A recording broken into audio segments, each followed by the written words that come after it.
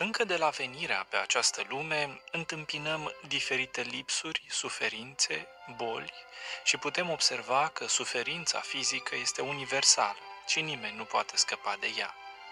De ce o îngăduie Dumnezeu? Ar fi trei motive.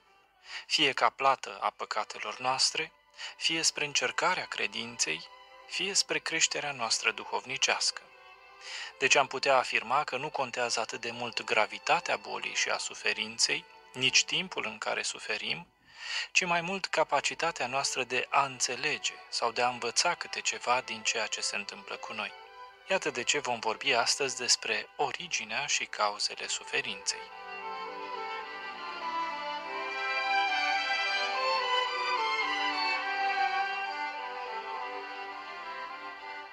În fața bolii, trebuie să știm de dinainte ce atitudine să adoptăm.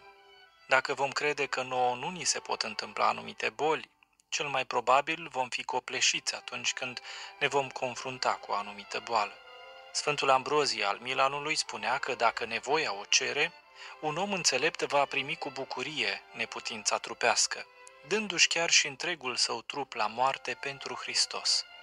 Dacă sănătatea lui va fi afectată, acest om nu se va simți rănit în suflet sau sfâșiat de suferința trupească. El este mângâiat de lupta pentru desăvârșirea în virtuți.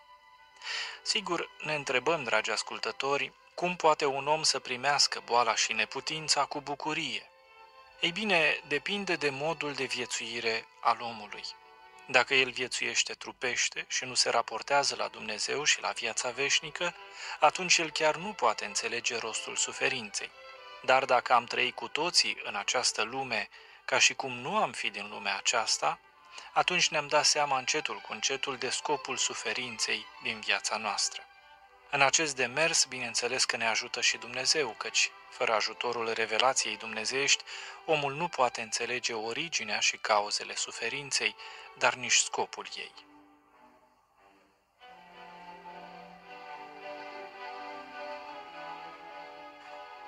După cum fiecare dintre noi poate observa, dragi ascultători, calea mântuirii care duce la viața veșnică este îngustă și grea.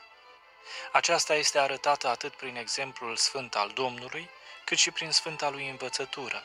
Mântuitorul le-a spus ucenicilor săi și celor ce l-au urmat că în lume, adică în viața pământească, necazuri vor avea.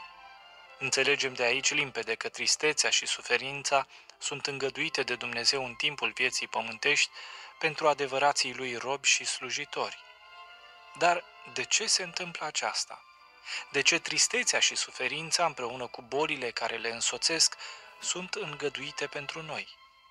Ei bine, învățătura Sfinților Părinți ne explică aceste lucruri, făcându-ne să înțelegem suferința în contextul stării primului om creat și apoi a căderii lui în păcat, pentru că în fond suferința s-a născut odată cu păcatul strămoșesc. La început nu a existat suferință, nici boală, nici moarte. Omul era străin păcatului, necazurilor, grijilor și nevoilor firești, spune Sfântul Simeon, noul teolog. Dacă Adam și Eva nu ar fi păcătuit, ar fi ajuns la slava desăvârșită și, schimbați fiind, s-ar fi apropiat de Dumnezeu, iar bucuria și desfătarea de care ne-am fi umplut atunci prin comuniunea dintre noi ar fi fost cu adevărat de negrăit și dincolo de cugetarea omenească, ne spune același Sfânt Părinte. Și dacă n-ar fi existat suferință, nu ar fi existat nici boală și, prin urmare, n-ar mai fi fost nevoie de știința medicinei, de atâtea eforturi, de multe ori suprafirești, pentru a-l scoate pe om din suferință și din boală.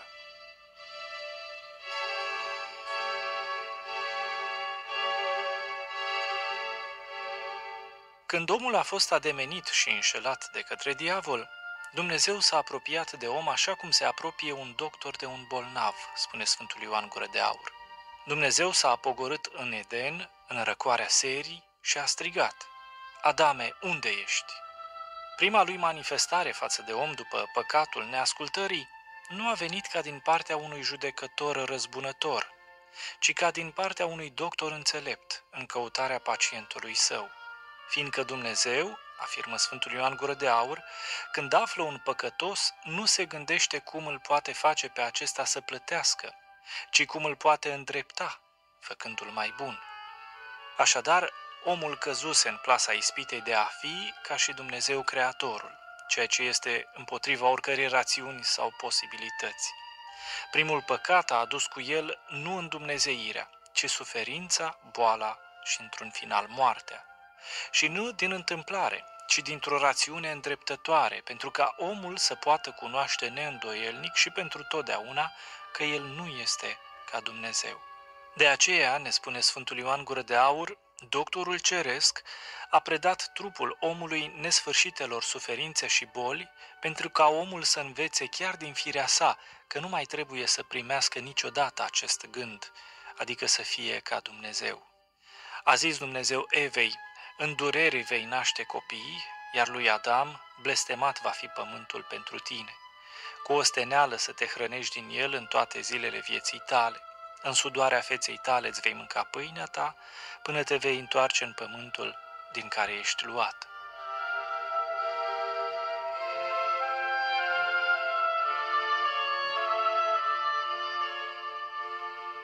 Dragi ascultători, dacă vrem să ne explicăm rostul suferinței, este foarte important să înțelegem ceea ce s-a întâmplat cu primii oameni în urma săvârșirii păcatului. Sfântul Vasile cel Mare spunea că, dacă înțelegem acest lucru, vom fi în stare să aflăm o mulțime de lucruri despre noi înșine. Îl vom putea cunoaște pe Dumnezeu, slăvindu-L ca pe Cel care ne-a creat. Poate veți zice de ce trebuie să suferim noi pentru păcatul lui Adam. Și e drept că moștenim urmările acestui păcat, însă greșeala noastră este că reactualizăm căderea în păcat a lui Adam prin propriile noastre păcate. Atragem astfel și asupra noastră aceleași urmări nefaste ale păcatului. Deci chiar dacă se zice că de la Dumnezeu vine răsplata dureroasă celor ce au folosit rău libertatea, este cuvincios să înțelegem că aceste pătimiri își au cauza și începutul în noi înșine, spunea și Sfântul Grigorie de Nisa. Căci pe cel care a viețuit în chip neîntinat, nu-l așteaptă nici întunericul, nici viermele, nici gheena, nici focul, nici altceva dintre aceste nume și lucrări înfricoșătoare, cum zice și istoria că peste evrei n-au venit plăgile Egiptului. Deci dacă în același loc unul suferă răul, iar altul nu, în fiecare se arată deosebirea în folosirea libertății, de pe urma căreia îi vine ceea ce îi se potrivește. De aici este vădit că niciun rău nu poate lua ființă fără voința noastră liberă, concluziona Sfântul Grigorie de Nisa.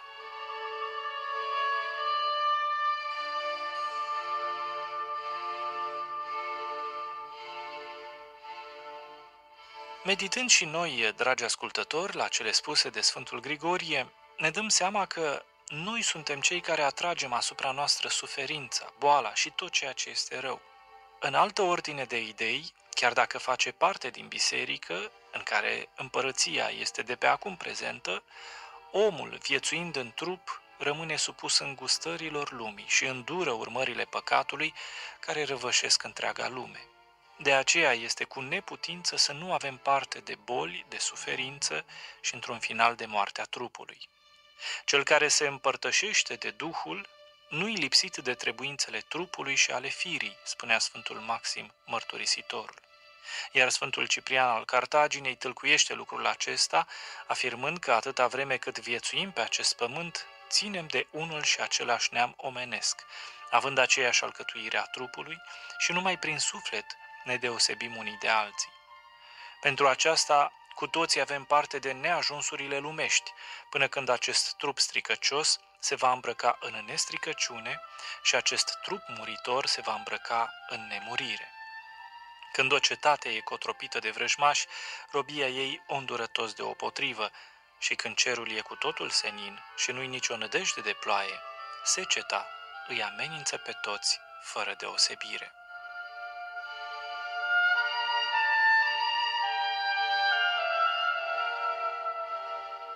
În concluzie, dragi ascultători, să le primim pe toate în viață cu mulțumire.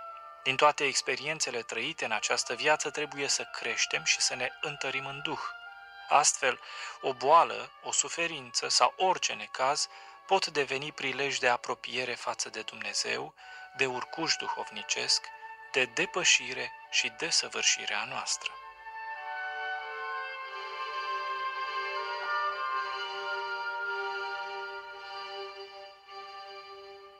Aici a sfârșit ediția de astăzi a emisiunii Cuvântul care zidește. Sunt preotul Narcis Stupcanu, vă mulțumesc pentru atenția acordată și vă invit în final să meditați la cuvintele cuviosului Clement Alexandrinul. Domnul ia parte la suferința fiecăruia dintre noi.